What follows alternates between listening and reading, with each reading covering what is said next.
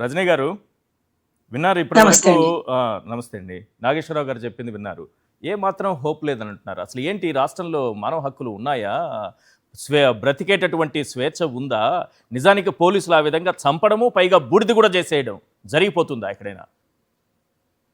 నమస్తే సార్. ముఖ్యంగా ముల్లపూడి నాగేశ్వరరావు అన్నని ఎప్పుడు నేను అన్న అని సంబోధిస్తాను సార్.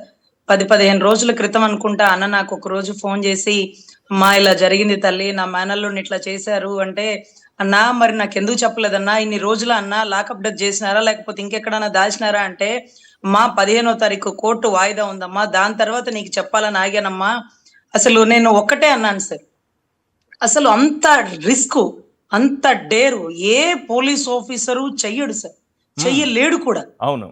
చాలా ఆశ్చర్యం ఏంటంటే, ముల్లపూడి నాగేశ్వరరావు గారికి నేను అడిగినాను, అన్న జన సైనికులు ఉంటారు కదా, పెద్ద పెద్ద లీడర్లు ఉన్నారు కదా, అంశెట్టి వాసు, బాడి శంకర్, చాలా మంది ఉంటారు విజయవాడలో, ఒకసారి మాట్లాడండి అన్న అంటే, రాధాబాబు వీళ్ళందరితో కూడా నేను అన్నాను సార్, అందరితో చెప్పండి అన్న అంటే, అన్ని హోప్స్ అయిపోయినాయి అమ్మ, అందరూ డబ్బులు సెటిల్మెంట్లు అనే మాట్లాడుతున్నారు, నువ్వు అయితే గట్టిగా పోరాటం చేస్తావు తల్లి అంటూ నన్ను మాట్లాడినప్పుడు సార్ నాకు కన్నీటి పర్యంతం అయిపోయింది సార్. అంటే ఆయన నమ్ముకున్న వాళ్ళకి ఆయన చెయ్యకపోతే ఎలా సార్?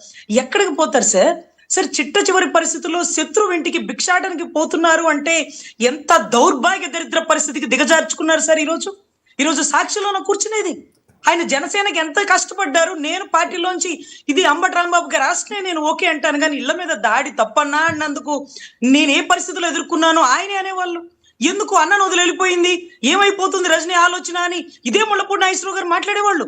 అన్నా నన్ను అడుగుతున్నావు ఏంటన్నా, అన్న అన్న అన్న అడుగన్నా అంటే, ఎక్కడ తల్లి అయిపోయిందమ్మా, బూడిదైపోయాడమ్మా నా బిడ్డ, నా మనవడు, లేకపోతే నా మేనల్లుడు అంటే, సార్ నేను చెప్తున్నాను సార్, నాకు ఒక్కటే ఆడపిల్ల సార్, మగ పిల్లవాడు పుడితే, పుత్రుడు పుడితే పున్నామ నరకాల నుంచి బయట పడేస్తాడని ప్రతి తల్లి సార్, ప్రతి తల్లి ఆడపిల్లని కనాలనుకున్న ప్రతి తల్లి ఒక మగ బిడ్డ ఉండాలని భగవంతుడిని కోరుకుంటుంది సార్. యాజ్ ఎ మదర్ గా నేను చెప్తున్నా సార్. ఈ రోజు ఇప్పుడు గాదే సాయి కృష్ణ ఒక పెళ్లిగాని వ్యక్తి సార్, చనిపోయినాడు సార్. సార్ పెళ్లిగాని వ్యక్తి చనిపోయినప్పుడు చేసే కర్మకాండాలు ఎలా ఉంటాయో తెలుసా సార్? అలా చెయ్యలేకపోతే ఆ కుటుంబం మొత్తం, ఆ వంశాంకురం మొత్తం ఎంత దుస్థితి పడుతుందో మీకు తెలుసా సార్? పిండ ప్రధానాలు వాల్యూ వాళ్ళకి తెలుసా సార్? కాల్చి బూడిద చేసేస్తారా సార్? కొడితే పొరపాటున చెయ్యి తగిలిందమ్మా, లేకపోతే తగలకూడం చేడ తగిలిందమ్మా అని ఆ తల్లి కాళ్ళు పట్టుకుంటే క్షమించదా సార్? మనం రజనీ గారు మీ కెరీర్ లో కానీ నాకు తెలిసినంత వరకు నేను కానీ ఎన్నో లాకప్ డెత్ల గురించి విన్నాము, చూసాము. కానీ లాకప్ డెత్ జరిగిన తరువాత పోలీసులు పొరపాటున చేసిందో ఉద్దేశపూర్వకంగా చేసిందో, కొన్ని జరిగినప్పుడు లాకప్ డెత్ జరిగింది అంతవరకే చూసాం. కానీ డెడ్ బాడీని మాయం చేయడము, బూడిద చేసేయడం అనేంత వరకు ఎప్పుడు వెళ్ళింది ఎక్కడా చూడలేదు. ఎక్కడి నుంచి వస్తుంది ఈ ధైర్యం? పోలీసు వ్యవస్థకి ఈ ధైర్యం ఎక్కడి నుంచి వచ్చింది? ఎవరు కల్పిస్తారు? ఈశ్వర్ గారు, మీరు లాకప్ డెత్లు ఇంకో రాష్ట్రంలో చూసుంటారు, ఇంకో ఊర్లో చూసుంటారు. విజయవాడ నడిబొడ్డులో కాపోని లాకప్ చేసే దమ్ము ఏ పోలీస్ ఆఫీసర్ కి లేదు సార్. కాపుని టచ్ చేసే దమ్ము విజయవాడ కృష్ణలంకలో చెయ్యగలిగినాడంటే వాడు కూడా కాపోడే కాబట్టి వాడిని రాజకీయ కుట్రకోణంతో దింపారు సార్. సార్ అతను ఏమన్నా తీవ్రవాదుల? నేను రోజు పటమట పోలీస్ స్టేషన్ నుంచి కేరళకి సంబంధించిన ఒక అతను రెడ్ శాండిల్ స్మగ్లర్ తప్పించుకున్నాడంట.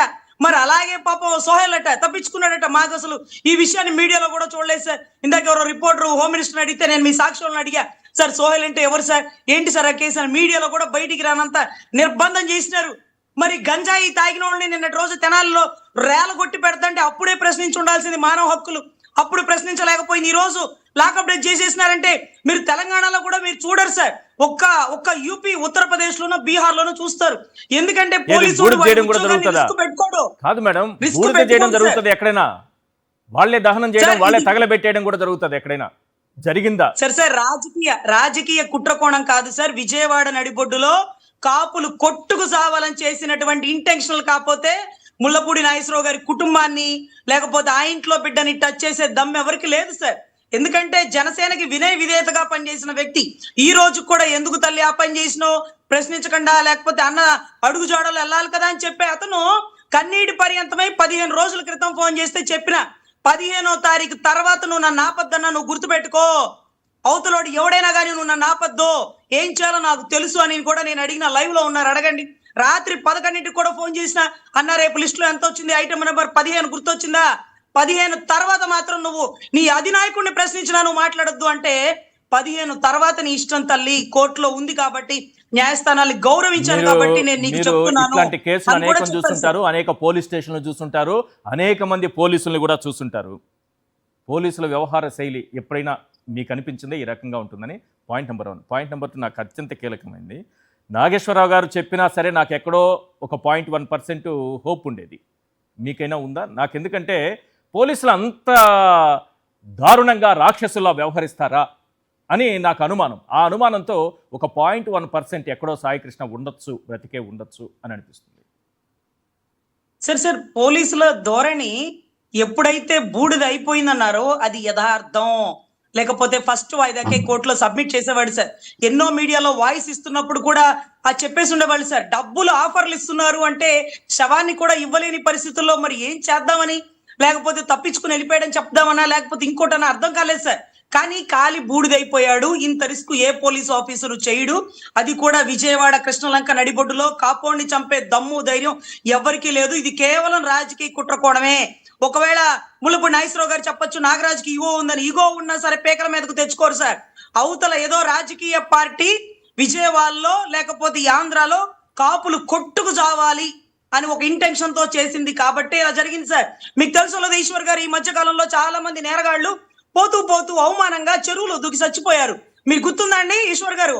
అలాగే పాపం అలాగే ఇతను కూడా గాదె సాయికృష్ణ కూడా చెరువులో దూకి చచ్చిపోయాడని చెప్పినా బాగుండు కదా. ఎందుకు చెప్పలా అంటే దీన్ని ఇలా పోనివ్వకూడదు.